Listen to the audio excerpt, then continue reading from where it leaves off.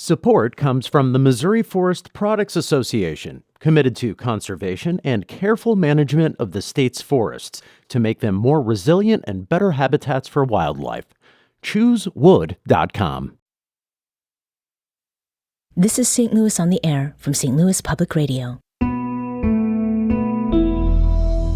I'm Elaine Cha. We all know a collector. Pez dispensers, original press vinyl. Maybe they save every concert ticket or keep buying the same jacket, even in different sizes, because it just fits right. Well, in St. Louis in the 1950s, a local businessman named Morton May also started a very committed collection of art, that is, and of a very particular kind, German Expressionism. Morton May didn't hoard those masterpieces for himself. His collection eventually became one of the jewels of the St. Louis Art Museum. But when he first purchased those paintings, there were things about them he did not know that only now have been discovered with the help of tools like X-ray and ultraviolet light. And it's uncovered the hidden stories of how these paintings were made. The importance of this collection and what was found beneath the surface of the canvas is the focus of a new exhibit opening this weekend.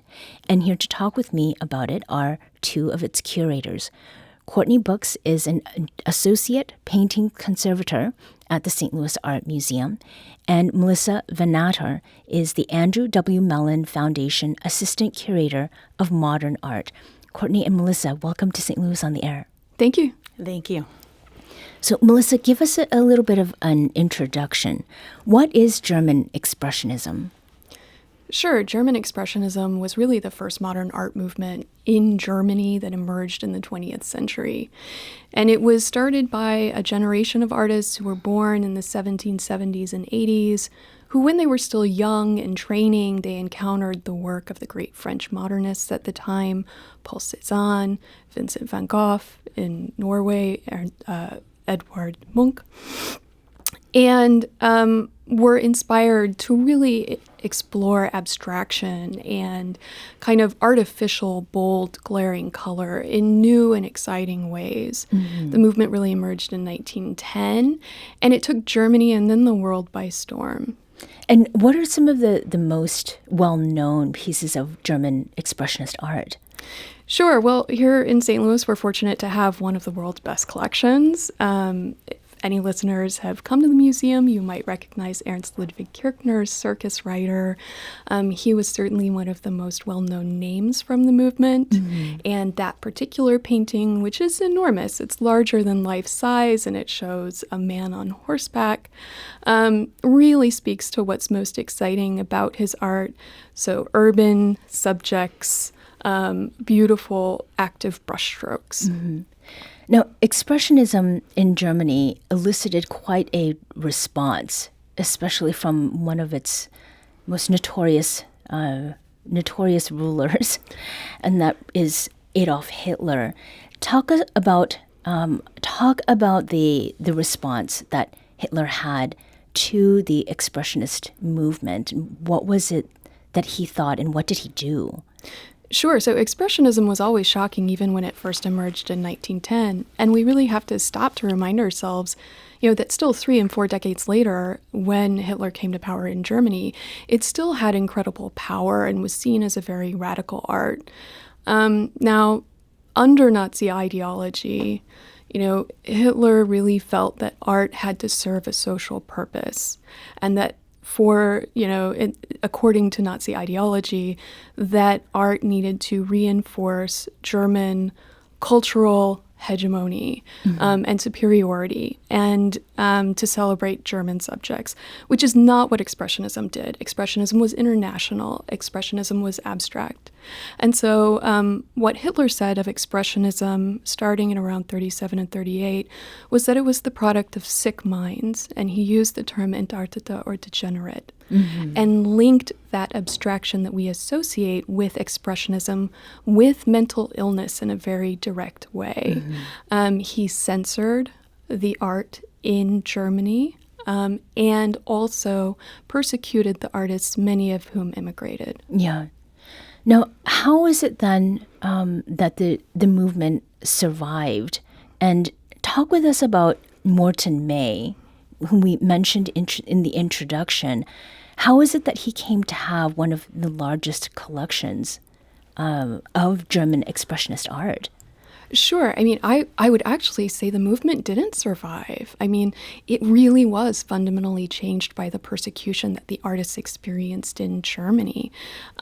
Works were destroyed, and I think it's important to note that the paintings that we have at the museum really are rare survivors of what was a multi-year campaign to wipe Expressionism off the face of the earth, which makes those paintings all the more precious.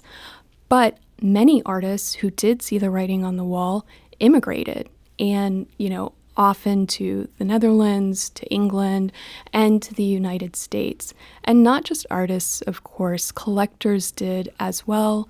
Many Jewish Germans who were persecuted fled to the United States. It was a popular destination, and brought their art collections with them. And many used their collections to finance their new lives here in the United States. So when Morton D. May entered the scene here in St. Louis in the late 40s and early 50s, a lot of those immigrants, both artists and collectors, had brought their art with them. He was encountering this art for sale in galleries in New York, and it was very affordable. And we have to remember that Morton D. May was head of famous bar department stores, and so he was a merchandiser, and he knew a great deal when he saw it, and he really admired the art.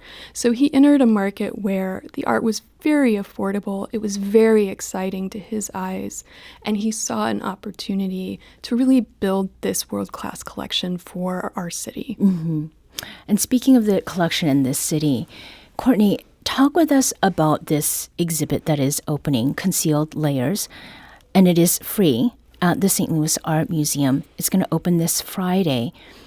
The title refers directly to what has been hiding inside these paintings for decades. Why did the decision to put these paintings under, X-rays and through this kind of examination, how did this come about? Absolutely.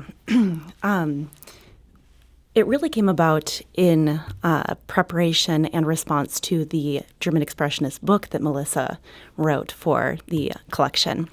And that includes 48 paintings from German Expressionism from the St. Louis Art Museum collection. And what we did is we did a comprehensive research study down in the conservation studio of each painting. And we, in order to highlight major discoveries that we made through that research, we selected 11 paintings that we felt gave great examples to invite visitors down into the studio with us, because in the conservation lab, that's a behind-the-scenes process that goes on with these research techniques that you mentioned. So it's a fantastic way to bring these discoveries to light and, as you said, uncover the layers of these paintings and mysteries and the answers to questions that they're hiding that lie beneath the painted surface. And is there something that you were hoping to find? Was there some clue already, or? That's a fantastic question. It kind of taps into our process, because Melissa would come down to the conservation lab armored with information from the archives and her research. And she would prep me in what she thought or anticipated she would discover. And then I would, as I was going through the imaging technologies, describe what I was seeing. And at times we would unravel answers to those questions. So perhaps the artist was known to have a signature, and we weren't seeing that visibly on the painting, and yet suddenly in ultraviolet light, that signature pops up. That is one of the highlights in the show. So let's talk about some of the paintings that you looked at. One of them is Portrait of Gertie, painted by Ernst Ludwig Kirchner in 1907. Tell us about this piece. What does it show? So Portrait of Gertie is one of our fantastic examples of how much discovery and excitement can unravel from these research projects. We call her our mystery lady. Okay. And so something as simple as just unframing the painting can reveal an answer that is suddenly apparent. So on the reverse of Portrait of Gertie, Kirchner's wonderful portrait of this woman, we have a beautiful expressionistic flourishing signature from the artist that has the title of the painting. And it helped Melissa unravel the actual name, because formerly this portrait was just associated as portrait of a woman. Mm-hmm. And now we know that because, and I'll let Melissa pronounce the German of the title. Okay. Gertibildnis. Yeah. And what does this painting look like? Can you describe it for us? Mm-hmm. Oh, yeah. So you have to imagine a woman in a very tight corseted black dress with her hair piled up in her head, which is like a very late 19th century style. She looks old-fashioned. And she's perched like maybe on a couch, maybe on a chair. But around her is this beautiful, kind of completely unnatural, bright green and pink interior. So she's in a room, but Kürkner has kind of imagined it as this kaleidoscope of colors. And she's posed. And yeah, I mean, when I arrived at this project, I knew her as Portrait of a Woman and thought, wouldn't it be great if we could identify who this woman actually was? Mm-hmm. So she's Gertie, which we now know is the artist's girlfriend's sister, Armgard Grosse. She's absolute highlight of the show. Mm-hmm. And what is it that you learned about this painting? Talk about the physical features of the surface that you were working with. So flipping back from the reverse to her front, she really showcases Kürkner's practice as an artist, that he liked to experiment. And he was comfortable with making changes that remain visible to us, but we don't immediately understand why they exist. So he tended to layer his paintings in a way that may allow certain textures to remain that don't kind of correspond to the finished painting. So when we look at Gertie and the scene that Melissa just described, we see some contradicting textures. For instance, there's a bottom strip of raw canvas that just remains visible even though he covered paint. And it's missing a preparatory ground layer that tends to smooth out the painting. Mm-hmm. And so the more we tried to understand this painting and how he constructed the layers, we discovered more. And so, for instance, the X-radiograph that we took of the painting, that's a composite image that kind of reveals the nuts and bolts, the bones of the painting. Mm-hmm. We were surprised by these interesting artifacts that popped up on the surface that didn't correspond to the finished composition. And that's one of the highlights in this show, is that we have those X-radiographs of a couple of paintings exhibited in a light box, kind of brilliantly lit up so that people can detect those highlights and those strange artifacts and decide for themselves whether they correspond to the finished product or not. Mm-hmm. And then we start to unravel what's going on there. Right. Now, another painting that you put under the microscope is from 1914. It's by artist August Mack, titled Landscape with Cows, Sailboat, and Painted in Figures. Now, this is a very different kind of painting from the portrait of Gertie. The landscape sort of rotates. It feels like we're in a tunnel. Now, what did you find when you looked beneath the surface of this work? The X-radiograph reveals that there is a complete landscape underneath. And that ties into he's left the center of it remaining in the finished composition, but he ended up rotating the painting as he worked so that it can be viewed from all angles in the finished product. And we don't know another painting that's quite like this. So what are your takeaways from using these techniques to look, within the paintings? Takeaways that we always delight in are understanding more about how these artists worked and, their experimentation process. And the collaboration between conservators and curators really allows us to dive in deep to these artworks as material structures and answer more questions that we ever thought were possible as the technology evolves. It must be exciting to be looking for this. Yeah, I would echo that. Like, I've been in the gallery with so many members of the public, and they want to know how these paintings are made.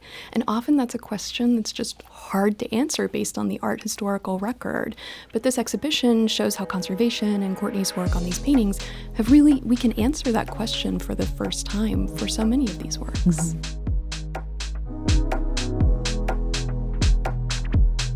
Melissa Venator is the Andrew W. Mellon Foundation Assistant Curator of Modern Art, and Courtney Books is an Associate Paintings Conservator at the St. Louis Art Museum. Thank you both for joining us today. Thank you very much. Thanks.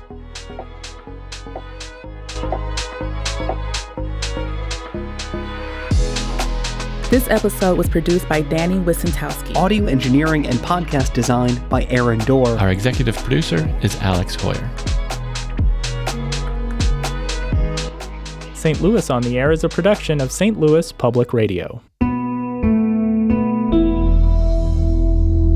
Understanding starts here. St. Louis on the Air proudly supports local artists by using music from Life Creative Group. Do you find yourself regularly listening to episodes of St. Louis on the Air? Suggest us to a friend you think might enjoy our conversations, and leave us a review and rating on Apple Podcasts on the App Store.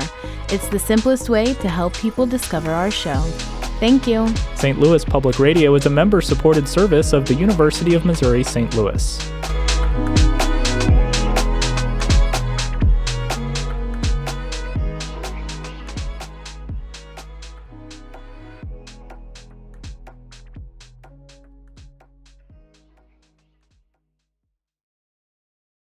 Support comes from the Missouri Forest Products Association. Missouri produces wood pallets, railroad ties, white oak barrels, hardwood floors, and more. Details on the variety of products made in the state are at choosewood.com.